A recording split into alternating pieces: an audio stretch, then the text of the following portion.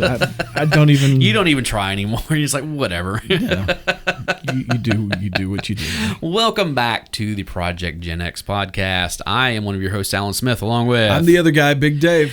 Okay, so we have done, last year, you probably remember we did a deep dive into the year 1984. We went over the movies, we went over the music, we went over something else. Anyway, but the last thing that we did, I believe it was the top 100, like the Billboard top 100 hits of 1984. Well, since we went into, 81, or we went into 91, not 81, we're 10 years off there. We went into 1991 in albums. That's what it was. It was albums was the other one that we did. Yeah. We went to an albums and we did movies. Yeah. Now we are going to do the top 100, Billboard top 100 singles of 1991. It's going to be fun because I guarantee you we're going to be like, what? How did that song, There's some junk in this list. Absolutely. And some of these, I'll be honest, I don't remember all of them, but we're going to start at number 100. You want to do it, or do you want me to? It's shiny. Is it happy? It's a lot of people. It's a lot of people. It's REM. That's right. Shiny, happy people with REM. With one of the songs that, what just happened? I just lost my list. This is what REM does to me every time. They yeah. This is like my least favorite REM song. I think it's ever. their least favorite song ever. I mean, they don't even play it anymore. I mean, like they absolutely will not. I saw REM in concert in '95 when they were on the Monster tour. Yeah, and they were I don't know, towards the end of the show, and they were kind of talking about like, what haven't we done, type stuff. And apparently somebody down front yelled out "Shiny Happy People." And Michael Stipe into the microphone said, "I hate that song more than life itself." And I was like, I guess we're not hearing that one. It's nice. So anyway, number 99, the Motown song by Rod Stewart. Do you remember this song? No, I don't. I do. I was not a big... basically, it's a song about Motown. Yeah. Like the lyrics is like, bring over those old Motown records, type stuff. It's kind of like somebody doing a nostalgic, whatever. Number 98, Salt and Pepper, Do You Want Me? I don't know this one. You don't know this one? Not this song. Not on top of my head, anyway. This was a good one. Really? I don't remember this one. I know this would have been on, what was it, Black's Magic, I think.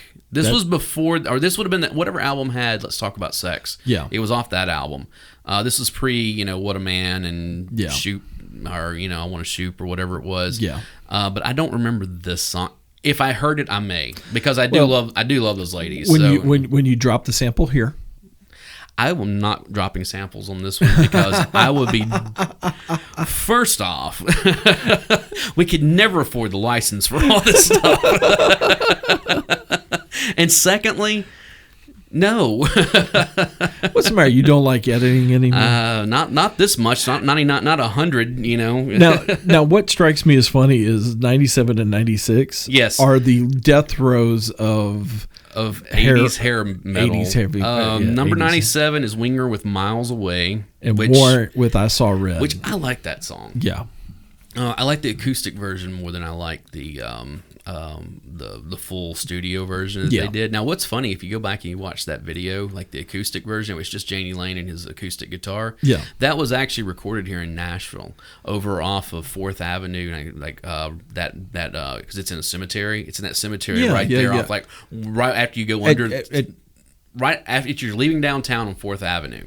You go under the interstate. Yeah. And as you're going down 4th Avenue, before it becomes Nolensville Road, that huge cemetery right there, that's where that video was recorded. Okay. So. Now, 95, one of my all-time favorites, Freedom 90 by George Michael. Yeah, that's a good one. Such a good song. Number 94, The Naughty by Nature with a little OPP. This group doesn't get the credit that they really don't. should. They really One of the don't. greatest rappers of all time, Tretch, Yep. is in this group, and you really should go back and listen to the songs that were not singles. Yeah, they this song, yeah. It was a big hit. Don't go Google OPP. No. No, don't do that. You're gonna need to burn your search history if you do it. So the next one, Chesney Hawkes with a song, "The One and Only." I think I know what song this is. I don't have a clue. Which is on par for me. Yeah. I think I know which song this is, but it's not. It doesn't stick out enough. 92, like your favorite song from this person? Yes, "All This Time" by Sting. Yeah. Thought I remembered that. Yeah, Sting. Anyway, I'm sorry. I love this next group, and 91. I love the next song. "Groove Is in the Heart" by D-Light. Absolutely. Yes, this is a jam, man. This is one of those like. This is one of those songs that if you were at a school dance or if you were at a club or at a wedding or something like that, and somebody dropped the needle on this song, you're on the dance floor. Absolutely. It doesn't matter if you can't dance, you're out there. Even the fat boys. Yeah, I mean, this is just one of those. Well, I mean, it's got Bootsy Collins. I know. It's smell my finger, man. It just such a good song that is very, very early 90s. Let's see. What do we got now? In Excess with "Disappear." This is a good song. I love all of In Excess, but this was a good song. What album was this on? I think this was this Suicide Blonde? It was the album that one was on, yeah, but I don't remember what the name of the album was. Was it? Hold on, I can tell you real quick.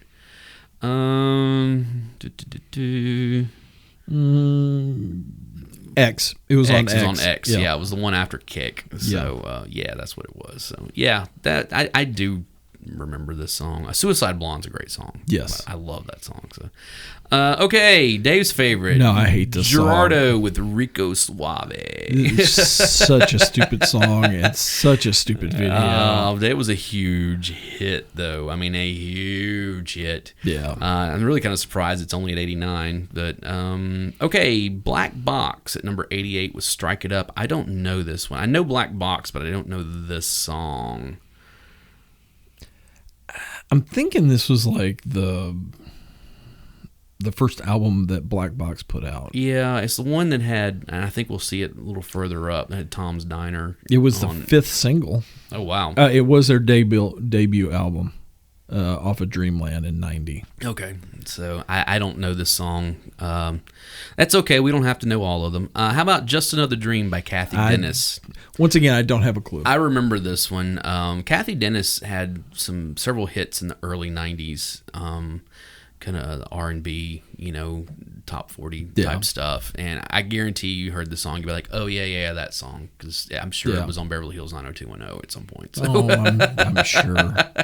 Aaron Neville with "Everybody Plays the Fool." Everybody it's his cover of this one. So sometimes. Yeah, it's a good song. You gotta get that Aaron Neville like vibrato. I can't do that. Or whatever it is that he does. It's just like, I remember the first time hearing that and going, that had to have been done in the studio. And then I saw him like sing live. I'm like, no, that's his vibrato. Oh, there it is. Yeah, I mean yeah. All right. So number 85, Jesus Jones with "Real, Real, Real." You remember this one? I know that this is the album "Doubt" that had "Right Here Waiting." Yeah. And I know this song was off of that. Yeah. I have heard all of this album multiple times. You know at some this point. One. I promise. If you I know heard this it, one. I can guarantee you that I would probably know what it was. Yeah. This next one, Tara Kemp with "Piece of My Heart." Is this the? No idea. I don't know this. Okay, I was just looking to see if it might have been a cover of the Janis Joplin song, but it's not. Maybe if I listened to it, I would know what it is. It's been 30 years, people. Yeah. I some people are probably not, what do you do? How do you do? Okay, "Will to Power" is at 83 with "I'm Not in Love." All right, this was a cover. You remember the "I'm Not in Love"? It's from the 70s or something like that. Oh. They covered it. Because you remember "Will to Power"? They're the ones that did that cover of "Ooh, Baby, I Love Your Ways" that had Freebird in the middle of it. Yeah. And it was like a husband and wife duo or something like that. So they did a cover of "I'm Not in Love" and it hit number 83 on the charts. Here you go. 82. This album came out not long after I had moved. Yeah, this to album Nashville. came out the year prior. This was the third single off Yeah. of this one, because the first But- one was Empire, and then Best Man That I Can. Yeah. Oh no, Jet City Woman. You're right, Jet and City then Woman. this one. Well, and this then one came out, that's and right. nobody knew it was Queensryche. because it sounds like Pink Floyd. Because everybody was like, "Oh my gosh, Pink Floyd's got a new album out," Mm-hmm. and no, it was Queensryche, and they came to town and played at Municipal, Mm-hmm. and Suicidal Tendencies was opening up, and I was there to see Suicidal Tendencies, and my buddy Kevin was there to see Queensryche, Right. And they didn't just play the entire Empire album; they played the entire Operation Mind's Crime. Right. So Suicidal Tendencies opens up, and I'm like, okay, I'm good, And they came out and did the entire Operation Mind's Crime album, which I had owned at one point. And I was like, wow, that was great. 15-minute set turnover. They changed the stage and did the entire Empire album. Right. Which that Empire album is. It's great. That's a back-to-back Operation Mindcrime and Empire of Yeah. wow, they did a real those are two solid back-to-back albums from somebody, and it was like their second album. was Mindcrime was their second album. No. Yeah, Are or you maybe it was sure? their third. Yeah, because they had at least one album prior to that. Hold on. I think it was a self-titled maybe or something like that. They had been around for a little bit, and they were out of Seattle. And this was like pre-grunge, stuff. I can't find it. Because Queen of the Reich was off their first album, which was because that wasn't on Operation Mindcrime. I don't know. Hold on. You're right. The Warning and The Warning, that was the name of it. Rage for Order. Yeah, that's right. So that was their third album, was Operation Mindcrime. Yeah. And then Empire was number 4, those are two solid albums back to back. Okay. Yeah, and that was 88 through Yeah. 93 that those two albums came out. Number 81. You remember this one, Tevin Campbell, Round and Round? Okay, here's the significance of it. Prince, Tevin Campbell, he went on to be a pretty big rock and a R&B singer. Well, he was like a kid, like he was a teenager when this came out. Okay, Yeah. this was on the soundtrack for Under the Cherry Moon. The Prince movie. Oh, Yeah, right. and okay. so Prince wrote and produced this song and everything. You Yeah. hear the song, you would know it I'm because sure. it has a very Prince feel to it, but it's not him singing, type thing. So Yeah. Now the one that I don't know is this Aletta Adams. I'll get it out here in a second. Nope. I don't remember this one. I don't either. I think we're going to get a lot of I don't remember these. But number 79. Chris Isaac with Wicked Game. Wicked Game. Now, this was a holdover from the previous year. I can Yes. tell you that much. But it was still such a huge hit. I mean, Yeah. it was everywhere. I still love that music video. That's amazing. So. And then the next one is Poison. Something to Believe in. which is a holdover also Yeah. from the previous year, number 78. Which was okay. Okay, here's an interesting one. Number 77, Michael W. Smith with Place in This World. This is when he was trying to do like a crossover from the Christian to the mainstream. Well, he'd seen Amy Grant do it. Yeah, exactly. So now he was trying to exactly, and it's a decent song. I mean, it's one of those crossovers that a lot of Christian artists do, where it's vaguely Christian in what it's saying. Like, it never comes out and mentions God or Jesus or any of that kind of stuff. Yeah. But it really hints at it a lot. It's It's an overarching theme. yeah, pretty much something like that. I like the next artist. Keith Sweat. Keith Sweat. I'll give all my love to you. Yeah. I'll admit I don't know this song off the top of my head. Do you know this one? Yeah. I'm sure if I heard it, I would know it. I can almost guarantee. Okay, the guy who doesn't have a that- clue actually knows one that you know. Yeah, that is actually pretty amazing. Seal with Crazy. Wonderful song. When this video came out, everybody was just like, wow, what is this? Yeah, and the thing with him was that, people, because he's got those scars on his face. And Yeah. everyone's like, what's, and I remember hearing this song and seeing the video and like, okay, what's the, and I read, I think it was in People magazine, because my mom had a subscription to People, and there was a little article about him. He had he had those because he had an allergic reaction to something. Yeah. And he had these scars or whatever. And it's one of those things is like, it just made him even cooler.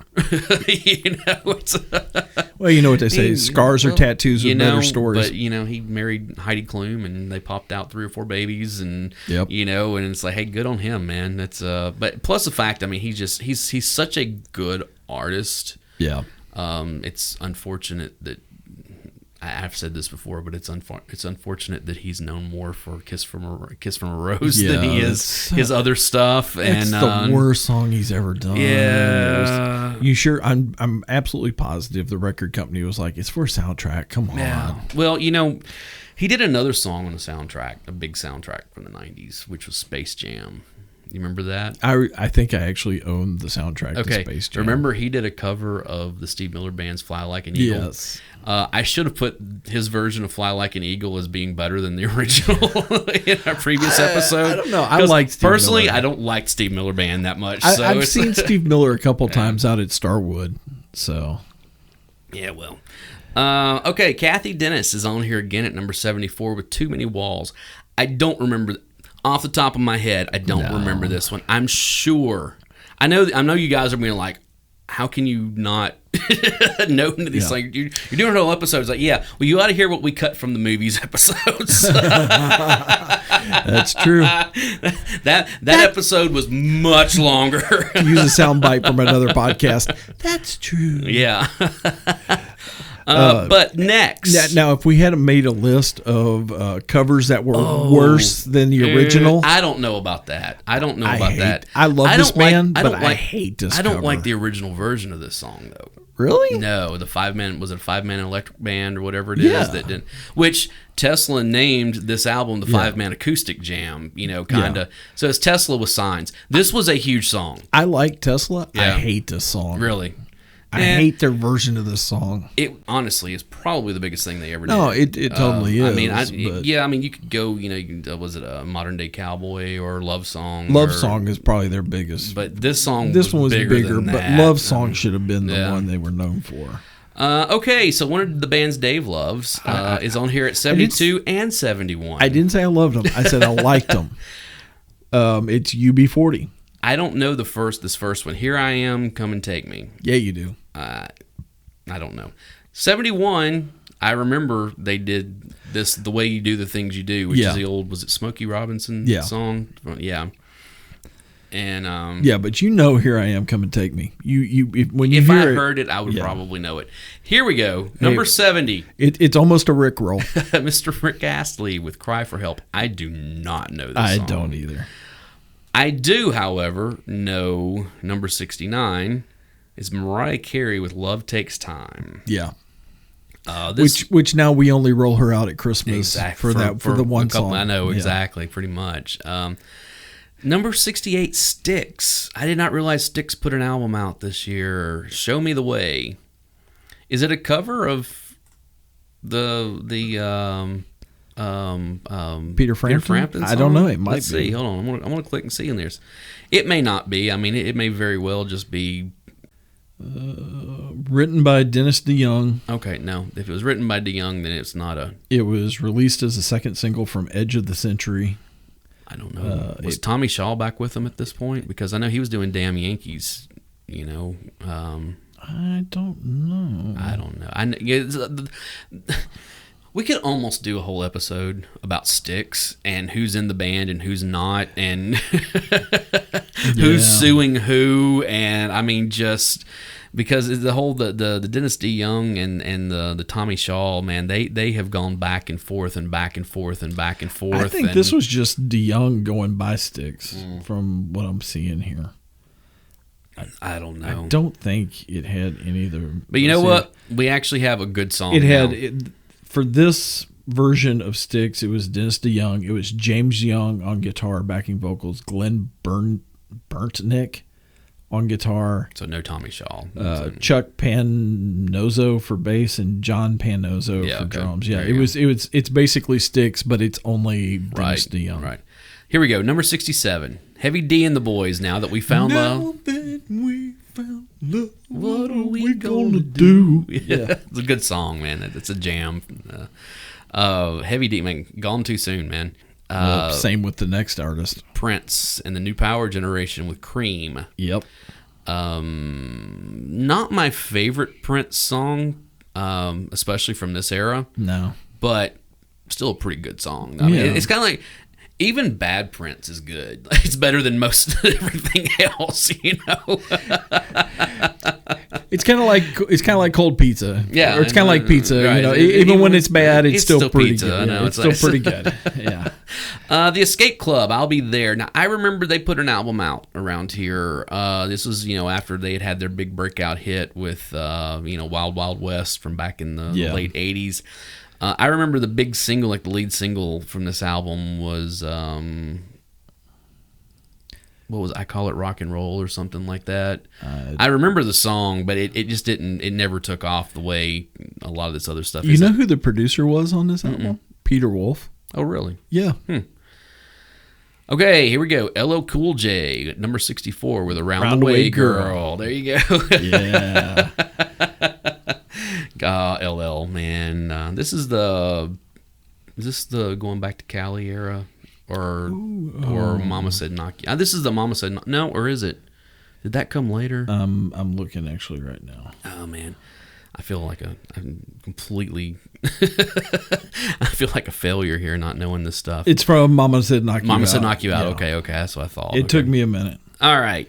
So the next one, I have owned several copies of this album. I love this album. Enigma with Sadness Part 1. I love this group, actually. This is the epitome of the Pure Moods era of this and Enya.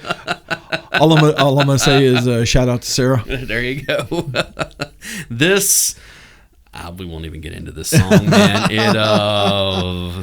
This is the song that you would have heard playing at a swingers party in the early 90s. Come on, no.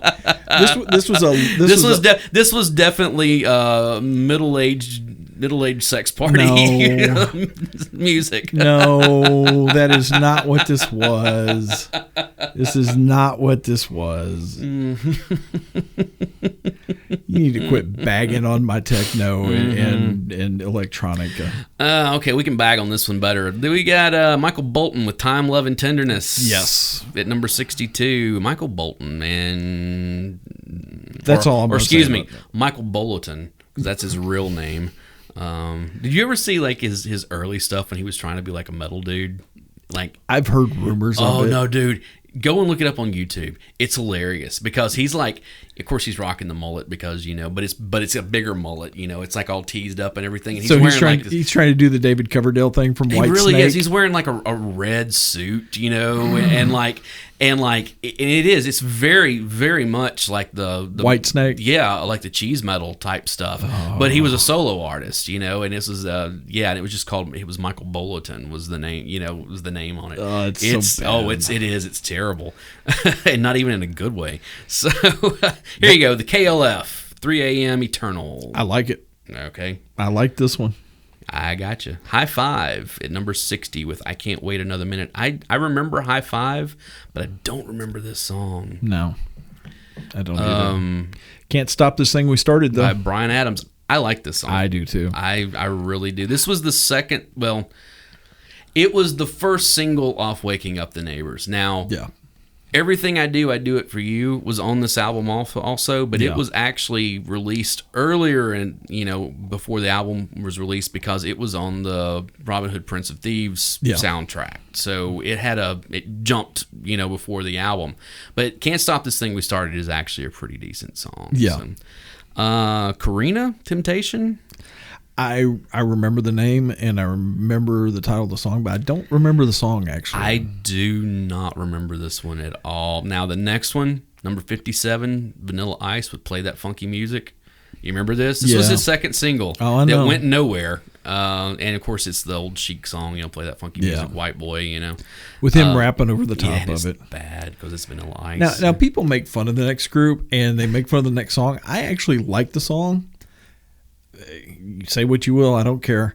But their later release stuff where they go back to what their father was doing is actually better stuff. Number 56, we have Nelson. After the Rain. After the Rain, which was the name of the album, if I'm not mistaken. The video was terrible. Oh, it was horrible. so cheesy, but the song was decent. Yeah.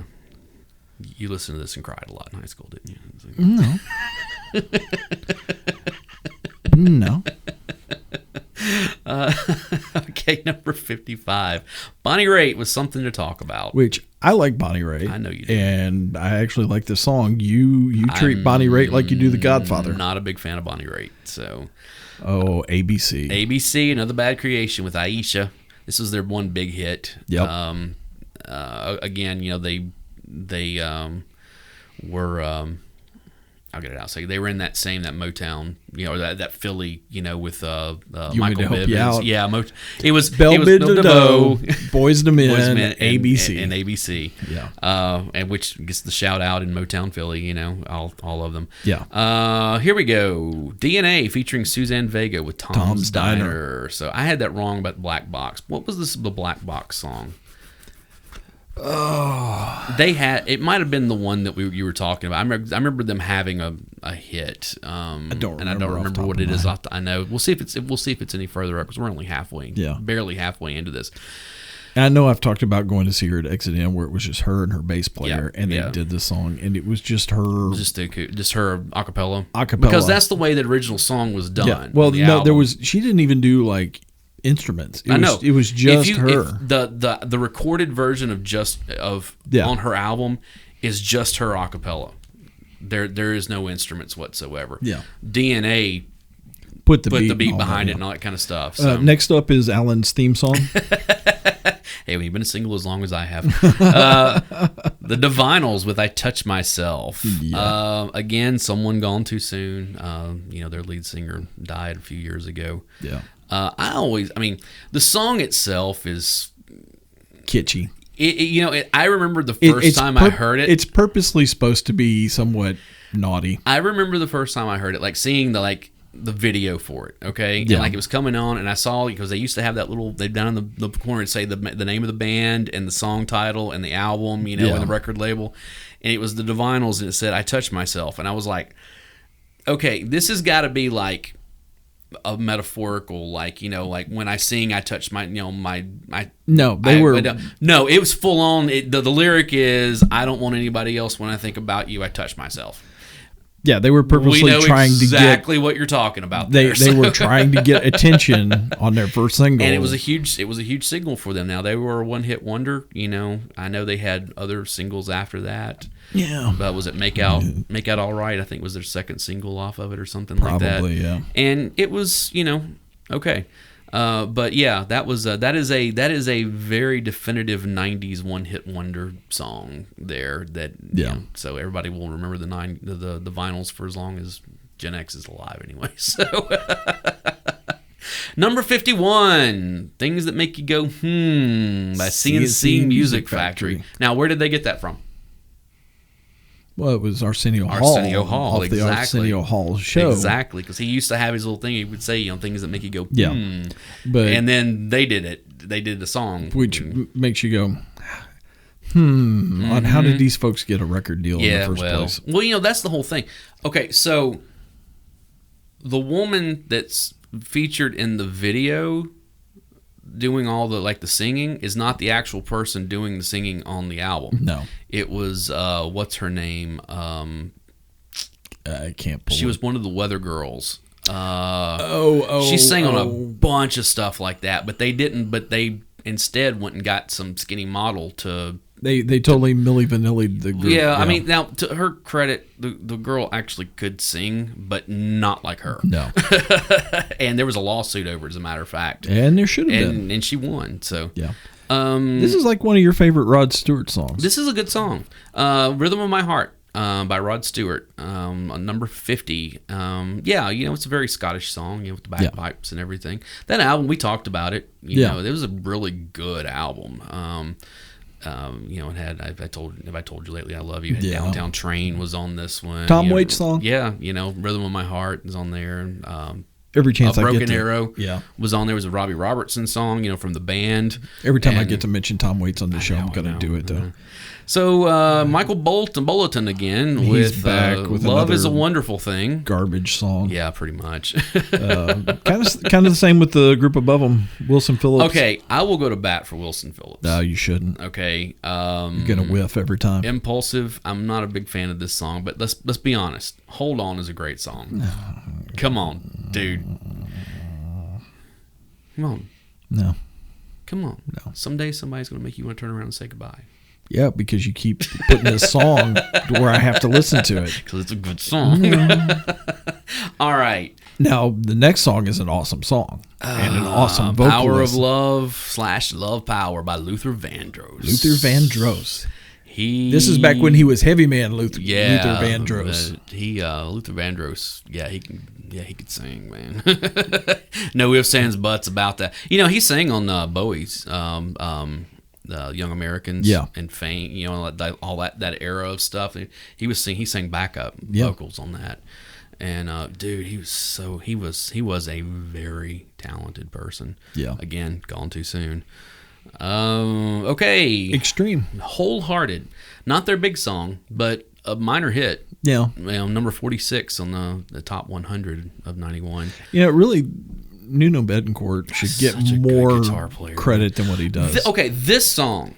Okay, it starts off, it's blah, blah, blah, but there's this, he's doing it on an acoustic. There is this really complicated riff that he's playing on the verses that I have tried multiple times to play. I'm like, I can't do it. Have you gone and looked at some of his YouTube stuff? Oh, I know. The videos he's been putting out during the pandemic? Oh, I know. Dude, anything with him. It's so effortless, too, is what is so annoying about it. Is he looks bored half the time when he's playing. He's just like, all right, yeah, I'm doing this. Okay, whatever. Yes. Not in his YouTube videos. He's having a ball doing that stuff. Tracy Spencer, This House. I don't really remember it. Seem to remember this one. Again, I bet that if I heard it, I would know what it was. Now, on to the next one, number 44. Yeah. Fading Like a Flower Every Time You Leave by Roxette. I don't know this one. Roxette had some decent hits. Roxette did, but I don't remember this one. Again, someone who's gone too soon. What was her name? I can't think of it off the top of my head. Hold on, let's see if I can find it. Marie Fredriksson. Yeah. She passed a couple of years ago. Let's see here. Now, here we go. Now, this one is a staple of the Power Ballads compilation TV CDs. Number 43, Firehouse with Love of a Lifetime. Yeah.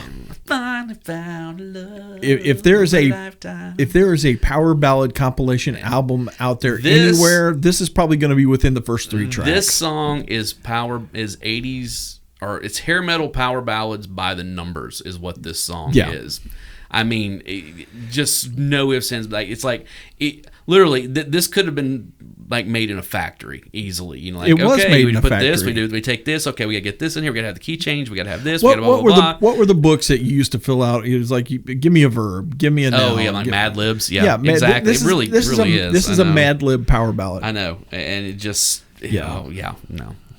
Now, I will say this: everybody I've ever known who has seen Firehouse in concert said that they are great in concert.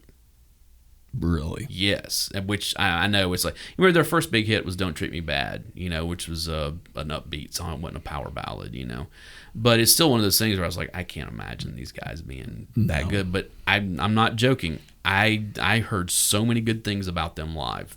So I guess it is what it is. Now here we go. Number 42, Whitney Houston with I'm Your Baby Tonight. Well, it's Whitney. And it's so good that when the X-Men animated series decided to put their song together, they ripped this song off. Yeah. I mean, seriously, they had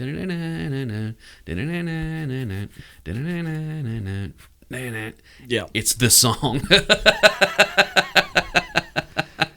Well, what was it Ozzy said? Good artists borrow, great artists steal. Well, that has been attributed to a lot of people. I've heard that from what's his name, Steve Jobs. I had heard it attributed to him years ago. Yeah. I mean, yeah, it is, but that is a saying that's been around for decades, though, where it's like, yeah, exactly. All right, Paula Abdul. Promise of a New Day. I don't remember it. I do. All right. We're not going to body shame anyone here, but if you go back and watch this video, you can tell where they've stretched the frames of the video to make her look taller and thinner than she actually is. They did that to several. Which of her the thing videos. is with Paula Abdul. I mean, Paula Abdul is like 5 foot tall. I mean, she's tiny to begin with, but if I remember right, back then she was stacked. she had put on a little bit of weight in between albums, and so the record company was like, "Oh no, we'll just stretch," because there was a In Living Color made fun of this video. And it was called "The Promise of a Thin Me." Yeah, was the song that they did. And it was that whole thing of like, yeah, you can't just stretch the frame and fool any of us, And again, we're not here to body shame because like, Dave and I neither one can body shame anybody. So it's hi, I'm Dave, and I'm a fat guy. Yeah. So, but that's what the video is. I remember the song. It's an all right song. I mean, it's an all right song. All right, here's the next one. Number 40, I don't know Rhythm this Syndicate with Passion, Passion. I don't remember this one at all. I do, however, remember number 39. Well, to show you what a weird year 91 was, back to back, you've got the Scorpions with Winds of Change, right, where the Berlin Wall was coming down, right. And right on top of it, you've got DJ Jazzy Jeff and the Fresh Prince with Summertime. Number 38, yeah. That's the kind of weird year 91 was. Oh, no, it gets better. And honestly, I love both of these songs. I can do without Wind of Change these days. I'll tell you what it is. Here's the thing that I've never liked about the Scorpions. Excuse me? There's only one song by them I really like, and that's Rock You Like a Hurricane. You've never seen them live? I have seen them live. Yeah, we saw them live together, remember? They opened for Motley Crue. I forgot that was you that I went to that show with. I've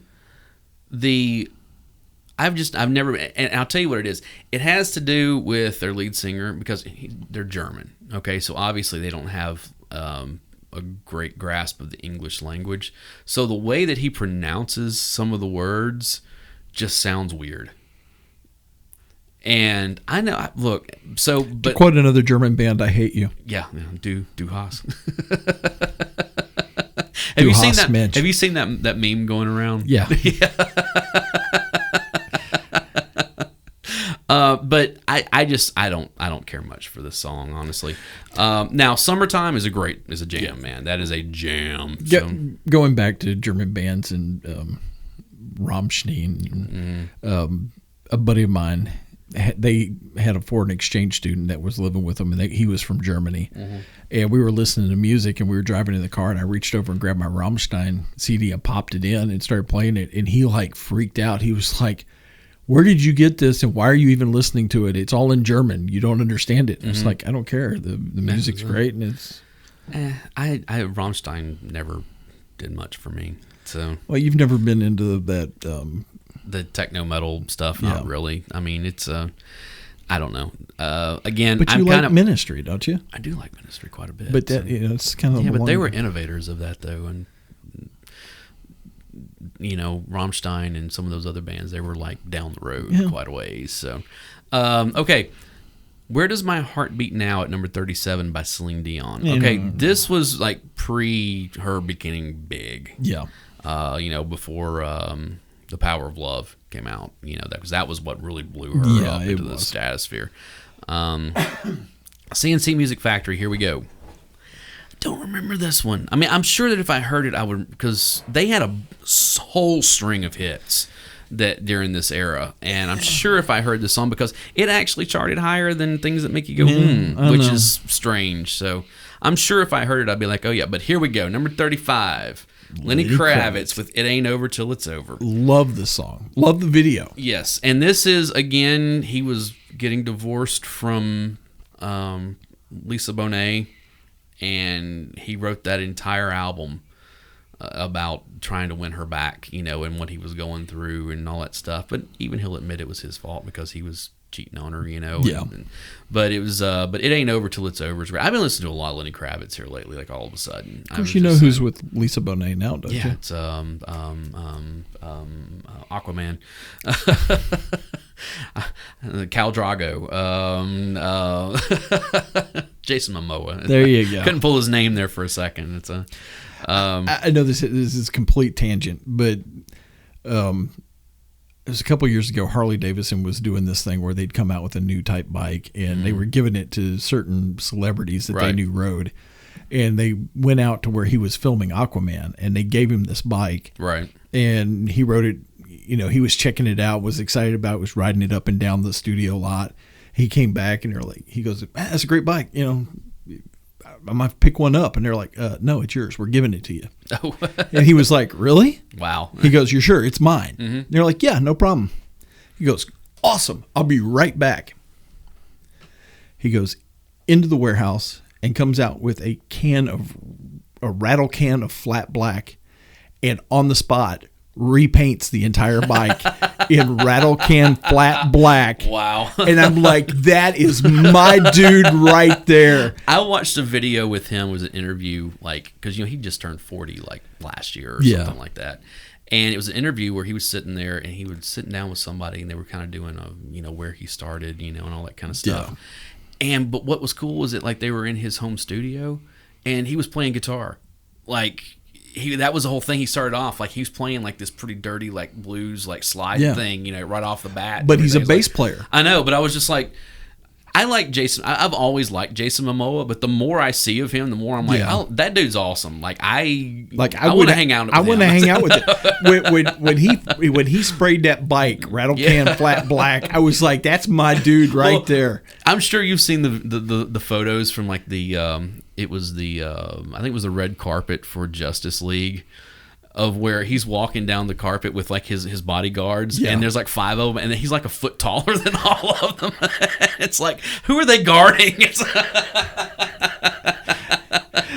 Yeah.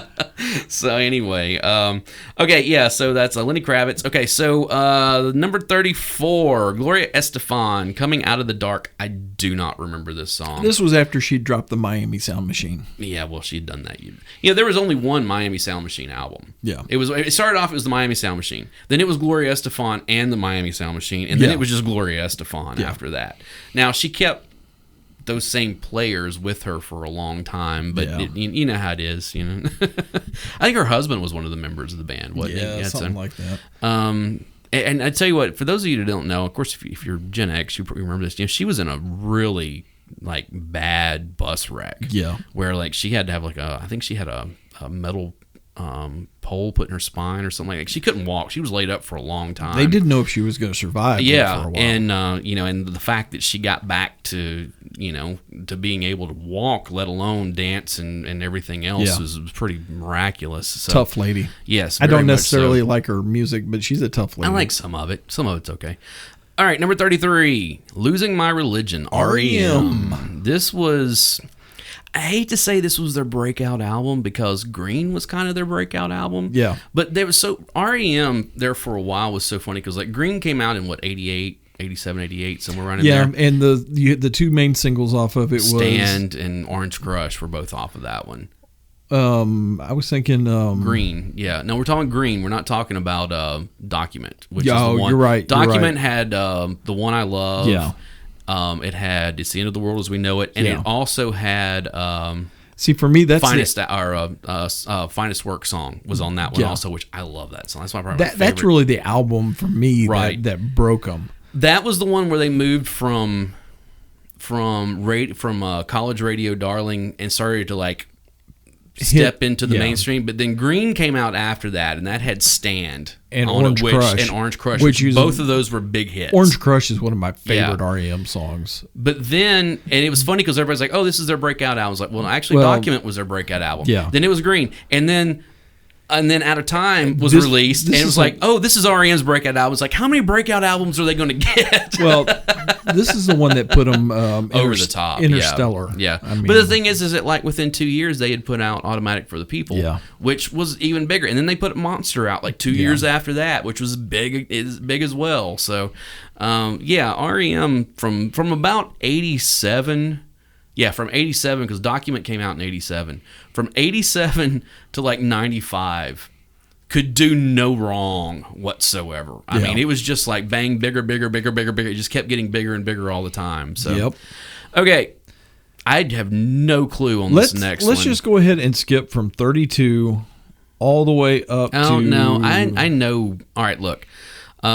Natural Selection at 32. I have no idea what this is. The name of the song is Do Anything. No clue whatsoever. It's kind of funny that their name's Natural Selection because they now, died off quickly. London Beat, I've been thinking about you at 31. I do remember this song. If you heard it, you would know it. Yeah. Okay.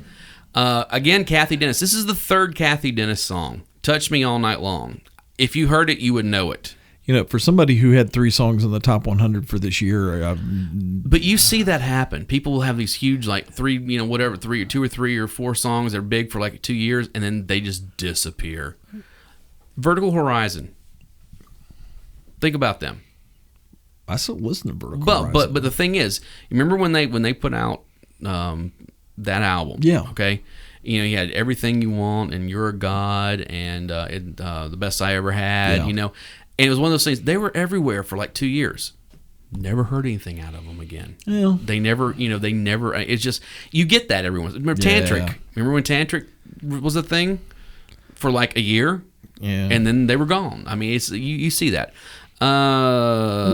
Ralph Tresvant. Okay, do you know who this is?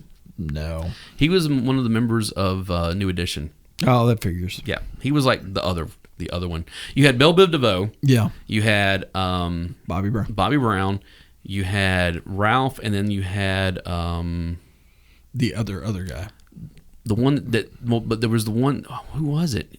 No, he went on to be big too. He took the place. He took Bobby Brown's spot. Go look it up. Well, my internet's not working for some reason, or it's not working well. Never mind. We'll figure it out some. I know I'm missing somebody there that went on to be big. Yeah, okay. Here we go. Number 28, Amy Grant with Every Heartbeat. I know you know this song. Oh, I know the song. Yeah. I know the song. Again, this was Amy Grant's year. I'm sure we're going to see her again as we go further up. Okay, number 27, You're in Love, Wilson Phillips. This is one where they let Wendy Phillips sing the lead on this. I like Wilson Phillips. Number 26, Mariah Carey, I Don't Want to Cry. I don't remember this song. I'm sure, Carey. Again, if I heard it. I'm sure if you played it, all the dogs in the neighborhood would start barking. That's what I know. It's funny looking at this because, like, number 25, Hold You Tight by Tara Kemp, no clue whatsoever. Yeah. Number 24, Romantic by Karen White, no clue whatsoever. Roxette? Joyride, which is a decent song. Yeah. And then you got the dog whistle again. Mariah Carey with Emotions, number 22. Here we go. Madonna with Justify My Love. The video you can't see on MTV. Yeah. But Nightline played it. The entire video. In prime time. And she released this as a video single. Like, it was like $10 to go and buy just this like 4-minute video or whatever. And it's really not much of it. Yeah, well, wow. You get to see a boob. Big deal. I mean, but it's you like, could see that at the Super Bowl with Janet Jackson. Well, that was years later, though. That was like almost 15 years later. But it was one of those things like, well, here we go. Dave's favorite band. No, absolutely not. Yes. No, I hate this band. Marky Mark and the Funky Bunch with Good Vibrations, featuring Loretta Holloway. Loretta Holloway, which I think that's who it was. We were talking about the CNC Music Factory. Oh, I'm almost positive that was her. He's a better actor than he is a singer. Something like that. Hey, no, he's better on reality television than he is anything with the Wahlburgers or on SNL. Say hello to your mom for me. Number 19, Janet Jackson with Love Will Never Do Without You. This was a good song. This is a video that also like made Janet sexy. Yeah. You know, I remember her in that halter top and the jeans with her hair up in a bun and in the desert dancing, and it's like, oh, Janet grew up, Yeah. And then a couple of years later, we got the Janet album, and this was off of Rhythm Nation. Yes, it is. I think it was the last single that was released off of it. All right. You know who the songwriters and the producers were? Was it Jimmy Jam and Terry Lewis? Terry Lewis, yeah. Because I know they did that entire Control and Rhythm Nation album. Yeah. All right, here we go. Color Me Bad, number 18 with I Adore Mia Moore. One of my favorite memes going around right now is it's a picture of Color Me Bad, and it says, you remember that time that remember that time George Michael, Kenny G, and who were the other two? It was one of those, we're all in a band together. So I can't remember who the other two were. I know it was George Michael and Kenny G. Oh, Michael Bolton and who was the other one? I can't remember who the other one was. But it was one of those things like, oh, that's funny. That's funny. Okay, well, you know why they called themselves Color Me Bad, don't you? Because their music was terrible. It was pretty rough, man. Here we go. Number 17, Jesus Jones, Right Here, Right Now. This song is interesting. I like this song. I love this song also. But it's really interesting because, it's one of those things, kind of like we go back to Wind of Change. Yeah. Okay. This song was very much a cultural, we're seeing some serious shifts in the world right now. This is the Berlin Wall had come down, the Soviet Union was disbanding, and all this kind of Cold War was over. We were seeing all this stuff. It's back again. Well, yeah. But it's one of those things where it was like, so you get these songs that are kind of like, culturally relevant in a lot of ways. And that's what this whole song is. I was alive and I was waiting. I was alive and I waited for this right here, right now. Watching the world wake up from history, And it's kind of cool, to see that and kind of put it into perspective. Number 16, Whitney Houston, All the Man That I Need. I'm sure I know this song. It's off that I'm Your Baby Tonight album. I'm sure if I heard it, I know it. Because, again, Whitney. Number 15. And then every once in a while, this artist rears her ugly head and sings a song and then disappears back to do some kind of stupid movie. Bette Midler, From a Distance. Yeah. One of the most ham-fisted songs I think I've ever heard in my life. I mean, come on. Wind Beneath My Wings was a good song, okay? It was. The first, let's say, 5 times we heard it. Then it just became this other, I don't know what it was. It was some kind of harbinger of bad things to come. Because it wouldn't go away. It just kept hanging around. And God knows how many times I've heard somebody butcher that song at karaoke. And luckily no one ever does From a Distance because it's a terrible song. And yeah. Anyway, so number 14, Damn Yankees with High Enough. I like it. I like this group. I mean, it was a super group. Yeah, I mean, you had Ted Nugent. Yeah. You had Jack Blades. Yeah. You had Tommy Shaw. Yep. And who was the drummer? Oh, I really should know. I know. This. I can't remember who the drummer was now. Hold on. But yeah, it was a super group of, that kind of classic rock. You had somebody from Michael Cardelloni. Yeah. You had somebody from Night Ranger. You had somebody from Styx. You had Ted Nugent. So it's like, all right, makes sense. And again, this is kind of a hair metal ballad by numbers in a lot of ways, And Michael Cardelloni was an unknown drummer at the time who later on joined Leonard Skinner. Okay, well, there you go. So there you go. So 3 of the guys were made a super group, you know. It's an all right song, Mariah Carey, Someday. I do remember this one, number 13. You remember the song, right? Someday. Yeah. Yeah, it was whatever. Dog Whistle. Stevie B. Because I Love You, the Postman song. Okay, I know this song. I cannot believe that it was a top 15 hit. If I played it for you, you'd be like, oh, yeah, that thing. Yeah. Anyway, number 11. No counting for taste. Number 11, Motown Philly by Boys to Men. Boys to Men. Great song. This was their debut, and we've talked about it quite a bit. I hate that it didn't break the top 10 because well, I guarantee I blame Amy Grant for Hold that. on. I'm sure we can go... I can think of one... I can think of about 3 songs besides Amy Grant that shouldn't be in this top 10, but it is what it is. So number 10, we are into the top 10 songs of 1991 now. Remember, in 1991, Nirvana released Nevermind. Yep. Metallica released the Black Album. Yep. Guns N' Roses released Use Your Illusions 1 and 2. Pearl Jam released 10. The Red Hot Chili Peppers released... Blood Sugar Sex Magic. Yep. Soundgarden released Bad Motor Finger. Yep. Okay. Van Halen released Foreign Lawful Carnal Knowledge. I mean, we're talking about like seminal albums of an era. Didn't get a listing on this. These are the top 10 songs on Billboard's Top 100. Number 10, Amy Grant with Baby Baby. Yeah. I know Dave loves this song. Not Every really. time I bring it up, you can just see the joy on his face.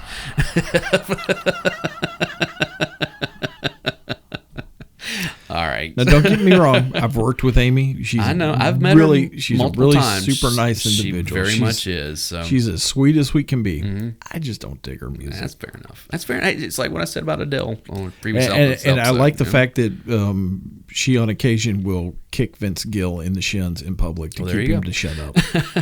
Number 9, The First Time by Surface. I have no recollection of this song whatsoever. I don't either. Like, none.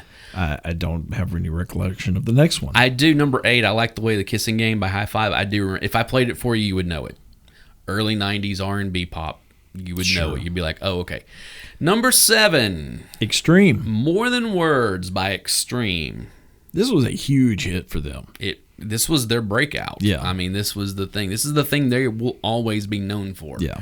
I have a mental block on being able to play this song because I played it so much in high school. Like, I physically cannot play it any longer. Like, I can never remember how it goes.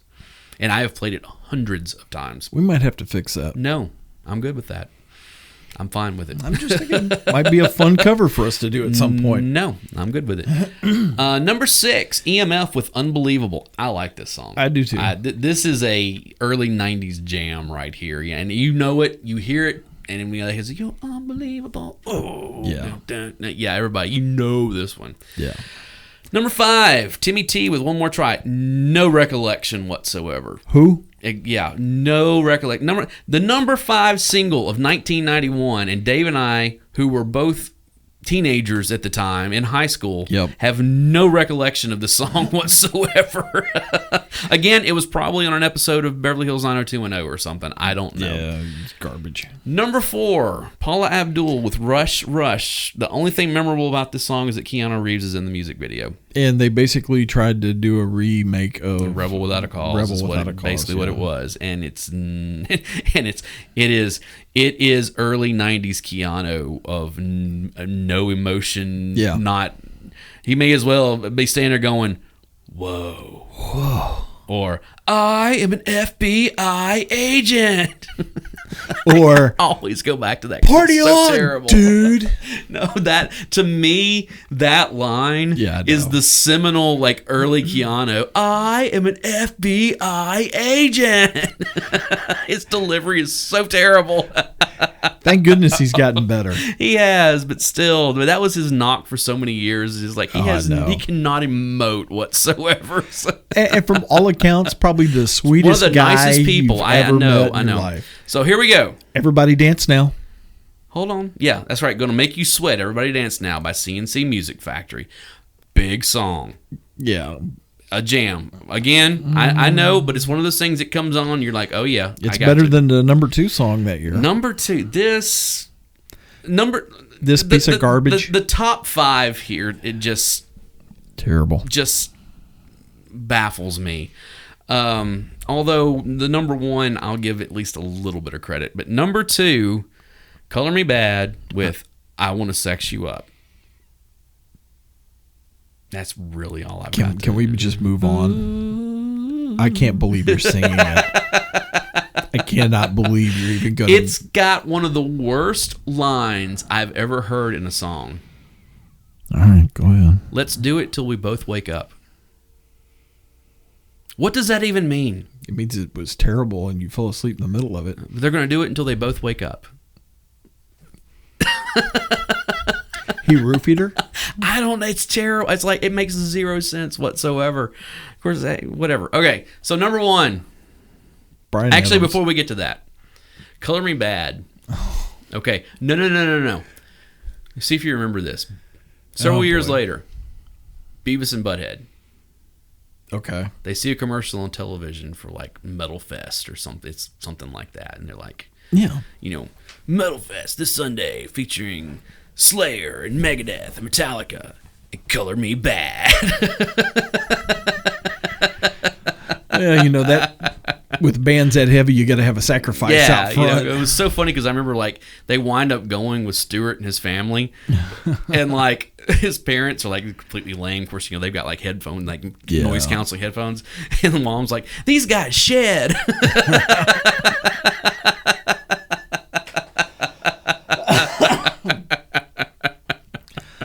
I'm not gonna lie, I miss Beavis and Butthead. I do. They're supposed to be coming back. I hope they do. And so I don't know. That revival they did about 10 years ago was okay, but it was just missing something. Like it was like, those guys, Beavis and Butthead really were of their time, and I think that's kind of the problem. You can't, because we're not in that time any longer. Does that make sense?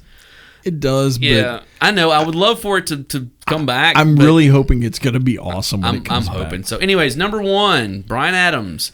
Everything I do it for you. Well, thanks. That's awful nice, but would you quit stalking me, please? I'd die for you. I'd cry for you. Walk the line for you. Yeah, I'd die for you. Because everything I do. It's true. This is the beginning. Everything I do. I do it for you. This was when he retired from actually making music and took over for Kenny Loggins. This was pretty much the beginning of him doing every soundtrack that came along. He did this. Kenny Rogers retired. Kenny Loggins. Kenny Loggins, sorry. Kenny Loggins retired, and Bryan Adams took over. Pretty much. So he did this, and then he did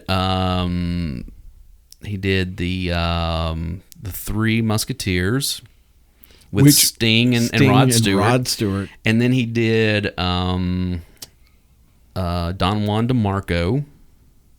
And then he did... the Don Juan DeMarco song I like that song. Have You Really Loved a Woman is great. Then he did the entire soundtrack for that animated, what was it, Spirit Horse of the Cimarron or something like it was some animated whatever.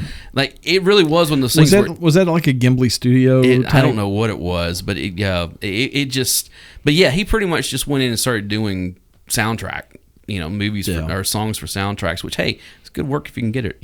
Well, and he's played Riverfront live a couple of different times. I've seen him in concert. He's good. Always puts on a good show, and it's a rocking show. It's not like this garbage that he put out in the end of his career. I have seen him 1.5 times. I'm going to tell the story. 1.5 times. That's an interesting. So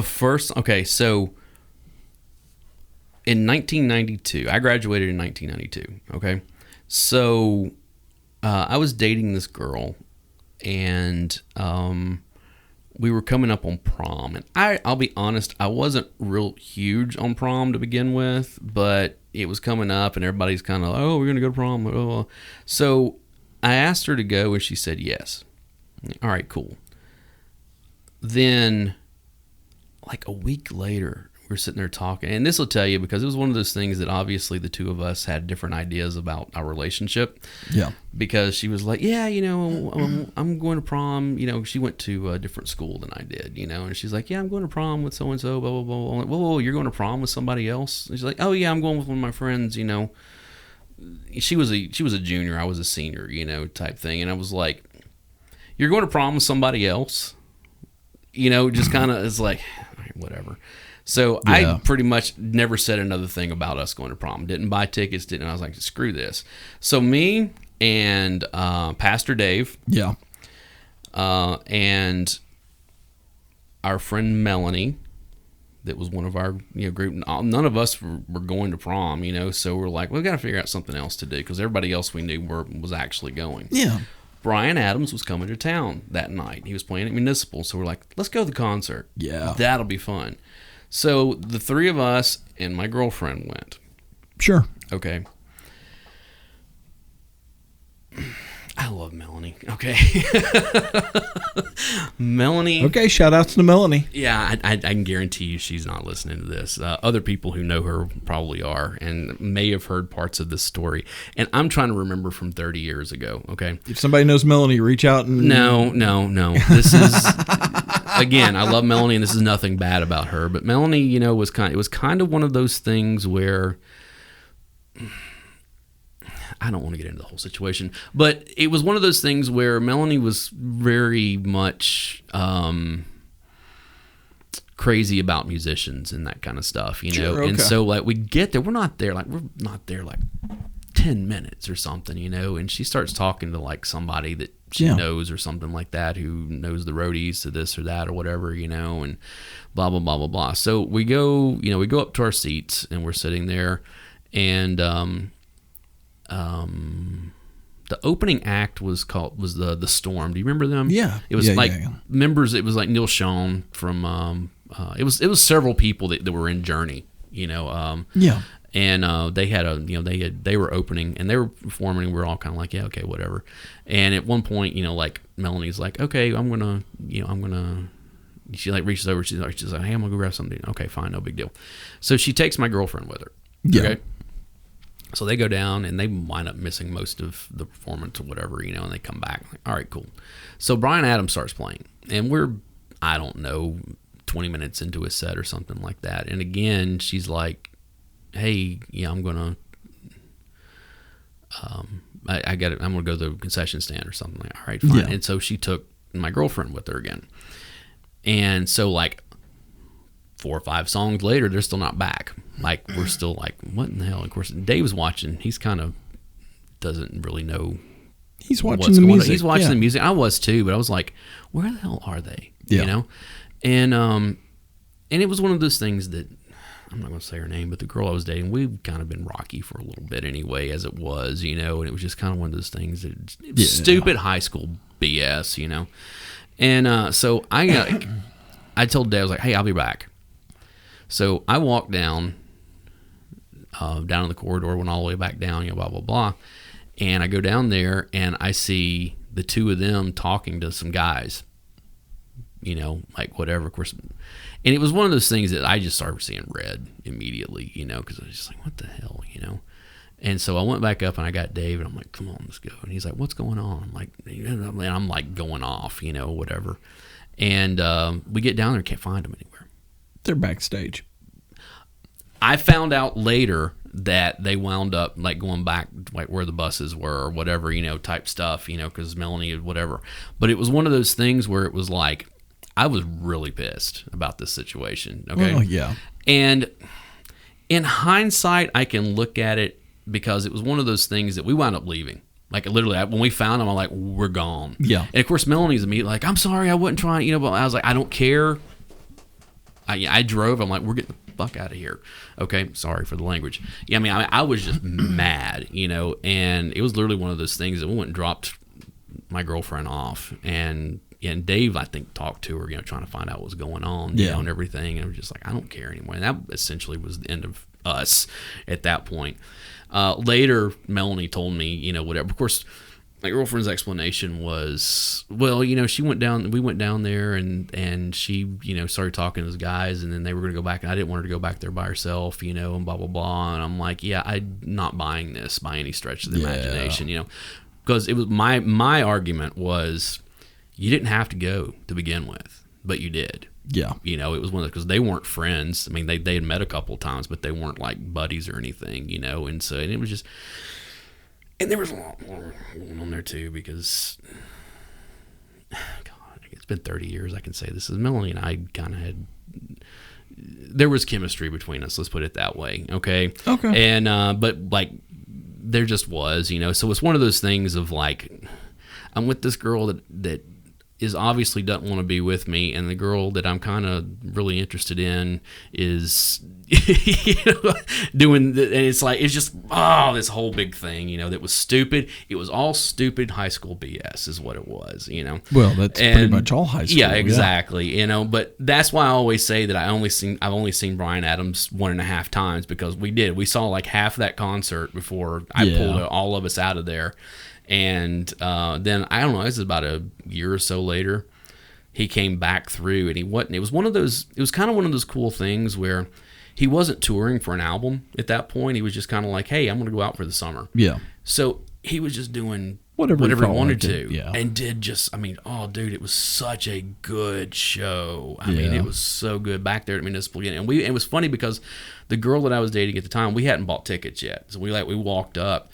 Well, as we're walking up, there was a guy was like, hey, are you getting ready to buy tickets? He was like standing inside where the box office was. I'm like, yeah, it was kind of an older guy. I was like, yeah, why? He's like, look, we have some extra tickets. He was like showing he had like 2 days. He was like, I just want to get my money back. That's all it is. And I was like, well, what do you got? He's like, well, I've got these tickets that are up. He's like, well, I got these tickets that are on the floor if you're interested in those. So we gave him the money for that. And we were on like the 6th row or something like that. Nice. Yeah. And it was really kind of cool. It was like, all right, this is awesome, So it wound up being a really good night. Nice. Yeah. But so, yeah, that's my seeing Bryan Adams 1.5 times that I've talked about sometimes. I have pulled up the band members for... The Storm. Okay. And it was Kevin Chalfant on lead vocals and guitars. Which he was with Journey. Remember the way that you or the hold on, Stone in Love. Like that. You remember that you had those vocals that weren't Steve Perry. Yeah. That was him. Yeah. Okay. Actually, let me do this. They've got it listed differently here. Greg Rowley was the original lead vocalist and keyboard player for Journey, and he was on keyboards and lead and backing vocals. Okay. You had Ross Valerie on bass guitar and backing vocals. You had Steve Smith on drums. You had Kevin Chalfant, who had a number 12 rock chart hit in '82 as the lead vocalist with AOR. Okay. Band 707, and he was the lead vocalist. And you had Josh Ramos, who cited the Journey founder and guitarist Neil Schon as a major influence, was the lead guitarist. Okay. And Ramos had previously replaced the Journey guitarist Neil Schon in Hardline. Okay. I knew there was some kind of there was Journey. there was a family tree of Journey in there somewhere. Yeah. But yeah, that was evidently associated acts with this group was Journey, The View, and Two Fires. There you go. So. Well, it's funny to go back and look at some of that stuff because you remember Arcade. Yeah. It was Stephen Pearcy from Rat, and I think it was actually one of the other members of Rat that was in there too, and then they pulled some other guys in, and like I saw them open for Bon Jovi like the next year or something, like when they Keep the Faith tour, and it was kind of one of those things where it was it's you saw that like right there at the end of a lot of like that 80s, as the 80s were really like leaving, and the 90s were coming in. You saw a lot of those bands start breaking up, and they were putting together these other damn Yankees, that type of stuff. And that was our journey through the top 100 Billboard hits of 1991. It's like I said, it's so funny to go back and look and see what was released that year. What was released that year as opposed to what actually topped the charts. Yeah. And it just goes to show that nobody has any taste in music. It's one of those things where you look at it as I said it. Yeah, okay. But you look at it as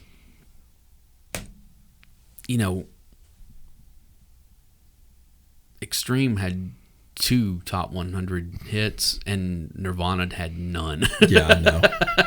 It's that type of stuff. Honestly, Firehouse had a top 100 hit. Nirvana had none. Well, in all honesty, Nirvana's album didn't start hitting until later. 92. No, well, it started hitting in like October or November, or early November or something. It was like right before the holidays. Like it really was. And then that was like I said, that's the famous thing. They talk about how like, Nirvana's the act that knocked Michael Jackson off out of number one. And a lot of people say that's because parents bought the Michael Jackson album for their kids, and the kids went and returned it and bought them the Nirvana after Christmas, and so therefore in January of '92 they knocked him off the top. But yeah, that was 91 is such especially for music, it was such a landmark year of like I said, we can go back and listen to our albums of 91 episode of seeing there was a dozen or so albums that are, no, this was game changing. No, this was no, this one was game changing also, especially bringing in that, that the grunge and the alternative type, stuff that would go on to dominate you started hearing rumblings of this going on in 90. Yeah. Well, I remember the first time I heard Soundgarden, which was probably 90, 89. It was from listening to a Metal Shop on I loved it. KDF used to come on Sunday nights, with the Butcher Charlie Kendall, but it was, I always got to do the voice. Metal Shop. Exactly. But I remember them playing Soundgarden. And this was, I guess it was probably Louder Than Love, that album, some of that stuff. But it was like, okay, cool. You would start hearing some of these people. What was that other show that played on 104 that was like on Saturday nights or Sunday nights? It was like a rewind show. It might have been called Rewind. Oh, you're talking about on it was on the classic rock station? Yeah. They had a couple. There was one of them that was called Rewind or something like. But they had another one that was called like classic albums. I think Rewind is the one I was thinking about, because then they would talk about the bands between the bands, and they're like from 1970s. Yeah. I loved that show. I missed. I used to love the classic albums show. Yeah. That's how I discovered Meatloaf. Because I was driving back from Cookeville on a Sunday night. My girlfriend went to school at Tennessee Tech. Yeah. And I went to drop her off, and I was driving back from Cookeville back to Nashville. And I could get 104.5. Back then, 104.5 was the classic rock station. It was the Fox, yeah. 104.5, the Fox. Yeah. And but it was... That came on, I was like, Meatloaf? As I always had like kind of a tangential. I remember seeing the album and stuff, Bad Out of Hell, blah, blah, blah. But they went through, and it was one of those things, like they would play the songs and he would talk about them and that kind of stuff. And I the next day went out and bought the album. I was like, this is amazing. Did you get it on a cassette tape? Oh yeah, I got it on a cassette tape, because this was 92, and so it was one of those things. It was like the cassettes were. I wasn't quite into. I got my first CD player in Christmas of '92. Okay. So this would have been in the fall sometime when I heard that. So I was picking up, cassettes.